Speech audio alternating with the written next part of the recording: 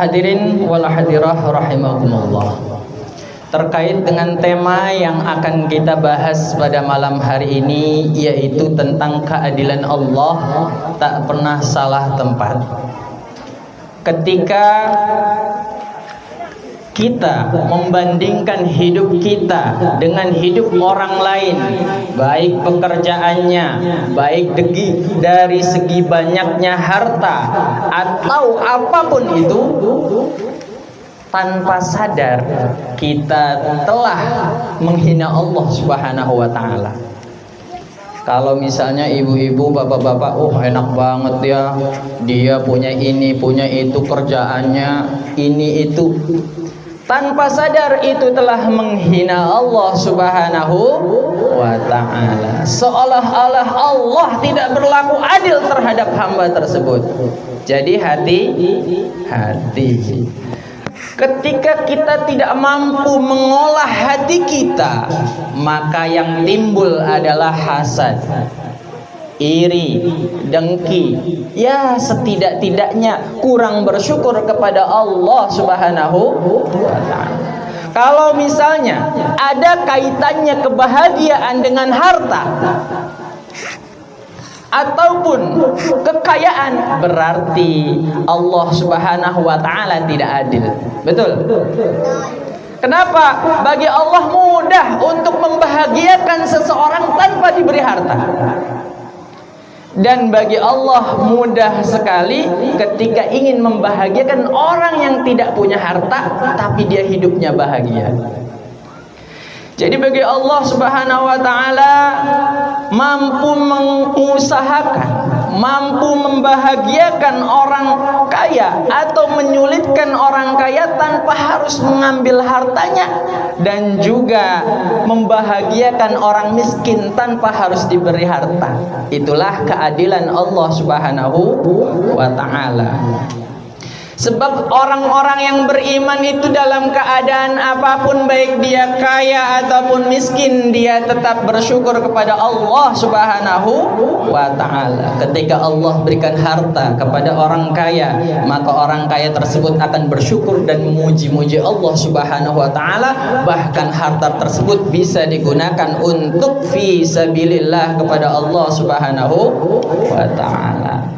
Ketika orang miskin diberi kemiskinan, kemudian dia bersabar, sampai fasyihnya, bersabar kepada Allah Subhanahu wa ta'ala, dan dia mengharapkan pahala dari kesulitan hidupnya, maka Allah Subhanahu wa ta'ala menggugurkan dosanya.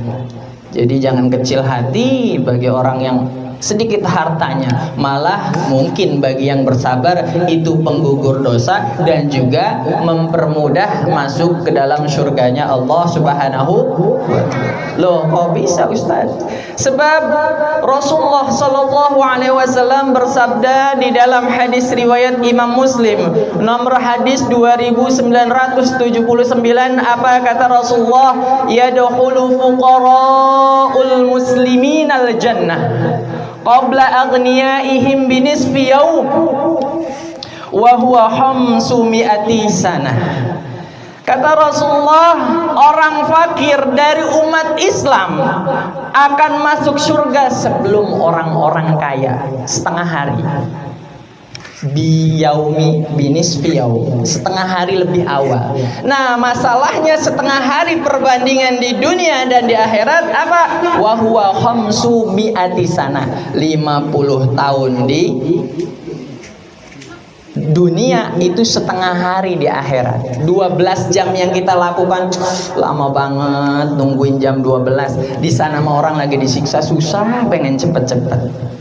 Makanya akhirat itu walal akhiratu khairu wa abqa, kekal dan abadan abada, abadi selamanya. Kemudian juga kata Rasulullah sallallahu alaihi wasallam, kuntu ala babil jannah, aku berdiri di pintu surga, fakana amatu man dakhalahal masakin, tapi kebanyakan mayoritas orang-orang yang masuk duluan itu orang-orang yang sabar. dan ikhlas Allah berikan ujiannya. Loh kok bisa Ustadz? Sebab orang miskin ketika dihisab yang dipertanyakan masalah hartanya lebih cepat. Aduh ya Allah, hidup saya di dunia itu susah, mana ada hisabnya lebih cepat. Nah, adapun orang kaya belakangan, tapi ada juga kecepatannya ketika harta kekayaan tersebut di dunia banyak untuk perjuangan di jalan Allah Subhanahu wa ta'ala. Makanya dibagi, diatur biar dunia akhiratnya dapat.